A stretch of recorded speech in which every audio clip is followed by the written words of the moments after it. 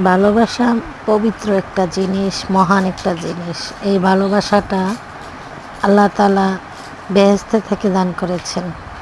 ভালোবাসার অনেক প্রকার, যেরকম ধরেন মা বাবার প্রতি সন্তানের ভালোবাসা, সন্তানের প্রতি মা বাবার ভালোবাসা, ভাইয়ের প্রতি বোনের ভালোবাসা, বোনের প্রতি ভাইয়ের ভালোবাসা, আবার স্বামী স্ত্রী একে অপরকে ভালোবাসা।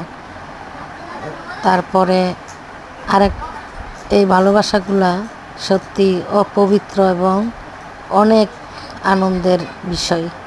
কিন্তু আরেকটা ভালোবাসা আছে যেটা অনেক নিন্দনীয় ও খারাপ, যেটা বিবাহের আগে ছেলে মেয়ের মধ্যে হয়। তবে একটা কথা কি, অনেকে বিয়ের আগে যে সম্পর্ক করে, কিন্তু সম্পর্ক করে বিয়ে করার পর ওদের মধ্যে চিরস্থায়ী সুখ হয় না। তাই এসব জিনিস থেকে নিজেকে বিরত রাখা উচিত।